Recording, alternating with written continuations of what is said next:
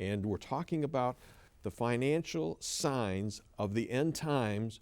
And today we're going to talk about the mark of the beast. I'd like you to listen to what Scripture says as we introduce this topic.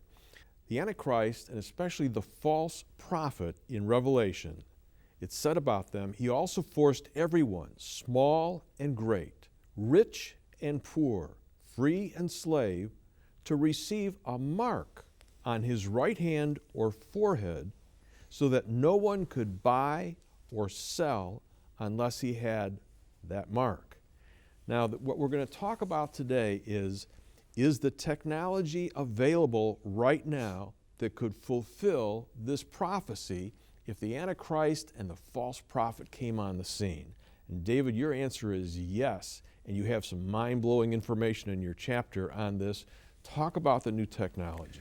Well, John, I think everybody knows some of this and has experienced some of it. One of the interesting things is that October the 7th, 2010 was the 58th anniversary of the barcode. That rectangular set of black lines that you see on a white background that appears on everything you purchase and that you run under the scanner when you go to the grocery store these days. It's officially known as the Universal Product Code, and it was actually invented by a couple of guys not too far away from where I grew up in Troy, Ohio, going back to 1974.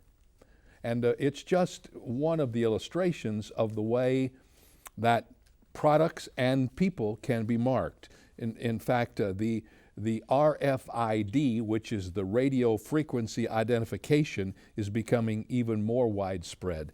It's a tiny microchip that is used to keep track of products in shipment and the movement of people. These chips are everywhere, usually unseen because of their tiny size. Yeah, talk about how small they are and how actually it's being used today. Well, the size is really interesting because someone has said they're as small as a grain of rice. And the technology is now available to use those to implant these chips under the human skin. And some of it's being used to track older people who may have Alzheimer's and have a tendency to walk away. They're using them in pets so that they can locate pets and keep control of them.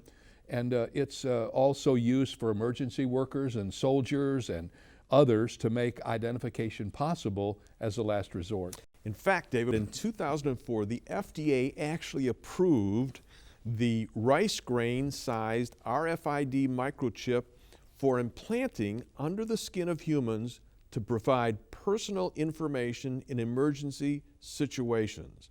Now, this came up actually after 9/11. Yeah, that's right. Talk about that. Well, what happened was the terrible things that happened during 9/11. We remember the New York policemen and firemen were making tremendous sacrifices, and when they would get caught in a situation where they couldn't get out or their bodies were destroyed, they were trying to figure out a way so that identification could be made. And as a means of ensuring their own identification, many of them wrote their badge numbers on their bodies.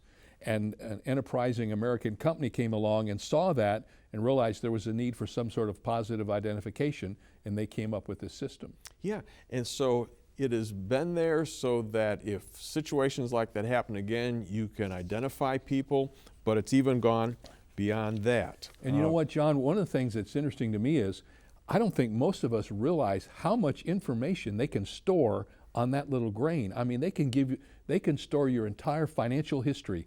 You could walk through the checkout lane in a grocery store, and if you put your hand under the sensor, they could know whether you have any money in your account, whether you can pay for this, whether you've had any bad checks. I mean, it's mind-boggling.